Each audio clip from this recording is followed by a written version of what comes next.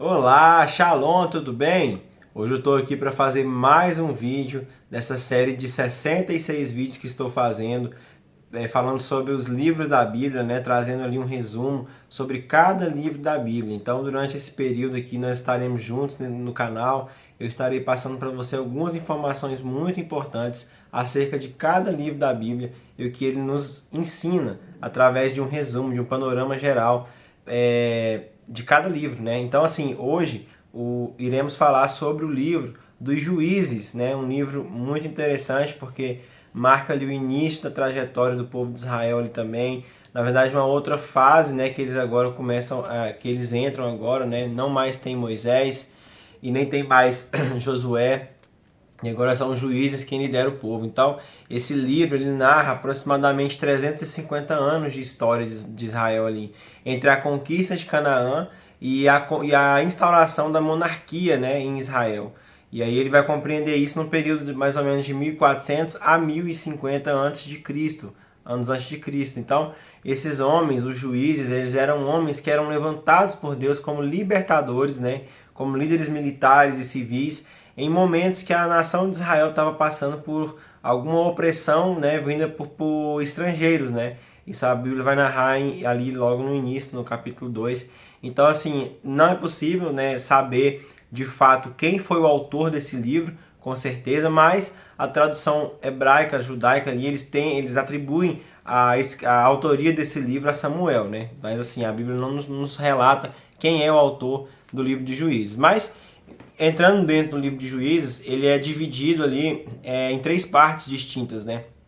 Então a primeira parte, ela vai ali do capítulo 1 até o capítulo 3, no versículo 6, que é a palavra de Deus descrevendo o contexto histórico e espiritual que o povo de Israel estava ali após a conquista de Canaã, né? Então, ainda não havia um governo, não havia um líder central, um rei, um imperador, ainda não havia isso, porque isso só aconteceria, né, anos depois, quando Saul seria consagrado ali ao primeiro rei, né, de Israel, mas isso só é narrado mais na frente, lá no livro de 1 Samuel. Então, Israel era formado ali por 12 tribos, né, que estavam divididas e eram descendentes dos patriarcas, né, e eles se mantiveram unidos em unidade em razão à aliança que foi firmada com Deus em Êxodo capítulo 19, né. Então Deus tinha determinado para Israel ali que eles entrassem na terra prometida, que eles unidos, né, conquistassem aqueles territórios e que consumisse todos os povos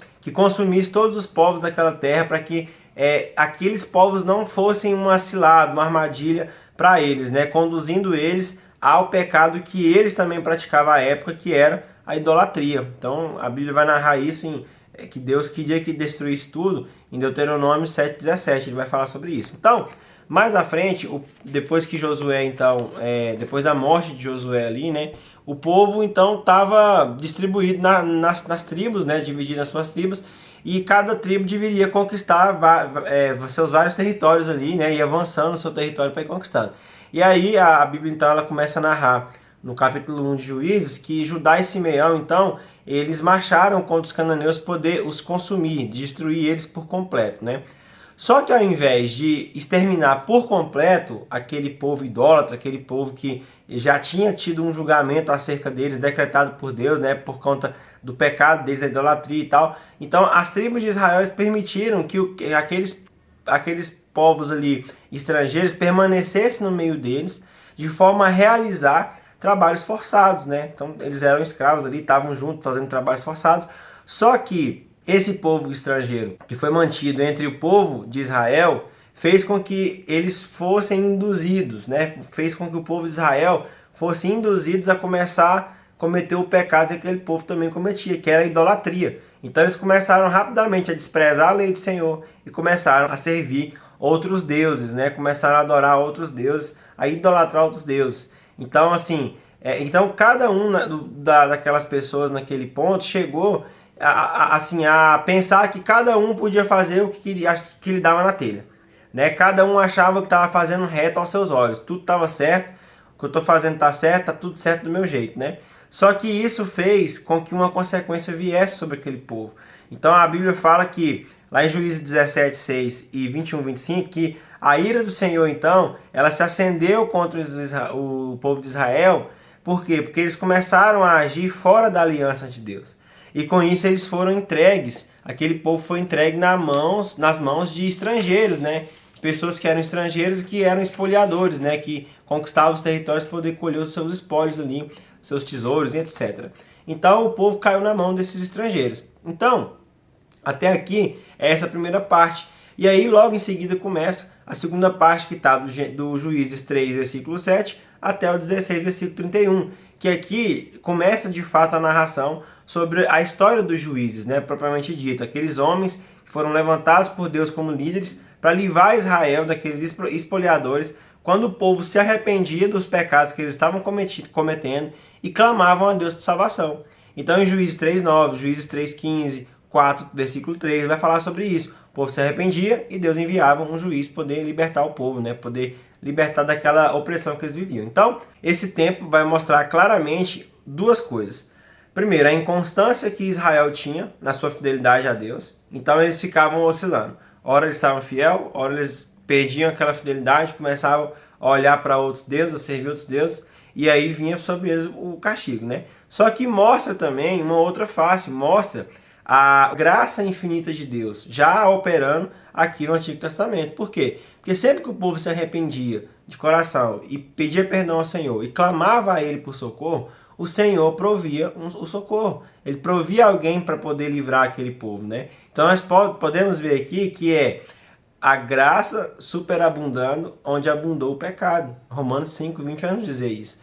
Então, as figuras desses juízes que tinham naquela época, se a gente parar para analisar bem, eles até prefiguram Cristo, porque anos depois, Cristo também serviu como nosso libertador. Foi quem veio, né, para nos libertar da opressão, da maldição do pecado, e que veio e nos trouxe salvação em meio a uma vida perdida que a gente estava levando. Então, esse chamado, né, o chamado de Deus para cada juiz ali de Israel, mostra também quão poderoso é o Senhor em capacitar, em levantar as pessoas e capacitá-las. Porque muitas das vezes o Senhor chama-nos a fazer algo para a obra dele, a servir na casa do Senhor, e a gente nos menospreza, né? Menosprezamos a nós mesmos, dizendo, Senhor, eu não sou capaz, eu não consigo. Mas nós muitas das vezes também duvidamos do poder capacitador que há no Senhor para nos capacitar para desempenhar a obra do Senhor. Né? Então, observa que lá em várias passagens aqui, a gente vê vários juízes que foram chamados e que eles se menosprezavam, diziam, mas talvez eu não seja ninguém, né? Quem sou eu e tal. Então, assim, observa que vários desses homens tiveram destaques, né? Um exemplo a gente pode usar aqui é Gideão, Jefté, lá em Juízes 6 vai narrar a história de Gideão, Juízes 11 sobre Jefté, que foram homens que tiveram assim um significado muito importante para a vida daquele povo naquela época. Então assim, e eram homens que talvez eram improváveis, né? Mas Deus os capacitou. Eu quero te dizer que se você é uma pessoa que tem um chamado na casa do Senhor, que tem um chamado no seu coração que arde, não se menospreze, não se desvalorize. Creia que Deus pode te capacitar, que Deus pode te fazer chegar a grandes lugares, poder fazer a obra do Senhor. Eu estou aqui falando para você hoje, mas nunca que eu imaginei na minha vida que eu conseguiria fazer isso. Porque eu tinha um problema muito grande com timidez. De jeito nenhum que estaria aqui fazendo um vídeo, gravando aqui na frente de uma câmera, de jeito nenhum. Mas eu um dia pedi ao Senhor, Senhor, eu creio que o Senhor é o Deus que pode capacitar. Eu creio que é o Senhor que pode me ensinar, me instruir, para que eu possa levar a sua palavra e instruir também outras pessoas, né? E Deus, aos poucos, vem me capacitando, vem me tirando essa paralisia, né? Com o passar do tempo de, não consigo falar em público, não consigo me expressar, não. Para a honra e glória do Senhor, eu venci isso pelo poder do Senhor, não por mérito meu, porque quando nós entendemos que é o Senhor quem nos capacita e que a nossa força está nele, querido, eu quero te dizer que nada pode te parar. O inimigo pode tentar te acusar, dizer que você não consegue, te colocar medo, te colocar dúvida no coração, mas saiba que Deus é contigo e Ele vai te fazer grandes obras no nome dele. Amém? Receba essa palavra. Então, diversas vezes Deus manifestou esse poder, né? Esse poder capacitador. A título de exemplo, a gente pode citar Juízes 3, versículo 10, vai falar sobre Eude. Juízes 6:34 fala sobre Gideão, vai falar também Juízes 11 sobre Jefté. Juízes 13, Sansão, eram homens que eram usados por Deus e que pelo poder de Deus representou muito para a nação de Israel naquela época, né? E aí a gente parte para o final desse livro, que é ali na terceira parte, onde fala do capítulo 17 ao 21, que vai mostrar a depravação, a anarquia que aquele povo vivia em decorrência, em consequência do pecado em meio ao povo, né? Envolvendo idolatria, envolvendo ali a situação de miséria, envolvendo estupro, roubo, morte, enfim, envolvendo tudo aquilo que não prestava. Por quê? Porque o povo tinha saído da aliança com Deus, sabe? Então, assim, muitas das vezes as pessoas vivem numa roda gigante. Eu costumo dizer que tem gente que vive com a vida assim, ele tá lá em cima e lá embaixo, lá em cima, outra hora embaixo. Por quê? Quando tá tudo bem, tá lá em cima, tá obedecendo ao Senhor, tá indo tudo bem, tá sendo uma bênção. Aí ele começa a vir para baixo, aí ele começa a voltar pro Egito, né? Começa a praticar as velhas atitudes, e o Senhor vai permitindo que aquela pessoa se decaia ainda mais. E aí aquela pessoa se arrepende, Senhor me perdoa e tal, e vai para os pés do Senhor, e o Senhor vai e permite aquela pessoa se levantar novamente. Né? Então, assim, só que o Senhor ele nos chama para experimentar da graça verdadeira dele, que não apenas nos perdoa, mas também nos capacita a viver uma vida diferente, a viver uma vida transformada, a viver uma vida que abandonamos o passado e não mais queremos voltar até ele. Né? Então, abandonados ali os hábitos antigos, não queremos mais saber, Senhor, o Senhor me perdoou, glória a Deus, então agora passo a seguir, vida adiante, vida que segue, não vou mais praticar isso. Então, assim, é isso que o Senhor tem para nós, uma graça que não apenas perdoa, mas que também nos transforma, né, de dentro para fora. Então ele mostra que, para essa situação que o homem estava vivendo, de miséria, de toda a situação que eles viviam ali, isso mostra até uma análise que a gente pode fazer comparando ao homem quando ele está no mundo. A vida dele vive nisso, é em desgraça, em pecado, sabe, consequências, sofrimento, é um vazio dentro de si que nada preenche. Então, o que demonstra esse estado real e também nos mostra que precisamos de um Salvador. Nós precisamos o tempo todo. Então, o que Deus fez? Enviou Jesus Cristo para poder morrer por nós, para que nós pudéssemos então ter vida, né? E vida com abundância. A palavra de Deus vai dizer em João 10:10 que o diabo ele veio para matar, roubar e destruir, mas eu vim para que vocês tenham vida e vida em abundância. Então, eu quero te convidar, vou te desafiar, você que tem coragem de aceitar esse desafio. Não pratique, não pense como antigamente você pensava, não haja como você agia antigamente. Viva um novo do Senhor, viva um novo, creia que Deus está com você, que Deus está te capacitando, te levantando, que o Senhor pode e vai te usar poderosamente nesta geração, que você vai viver grandes coisas ainda no nome do Senhor. Basta você se dispor, abra o coração, se disponha a servir o Senhor, porque assim como ele chamou aqueles homens ali e eles fizeram a diferença, Deus tem um chamado para a sua vida, para você fazer a diferença aonde quer que você vá nessa geração, nesse tempo. Amém?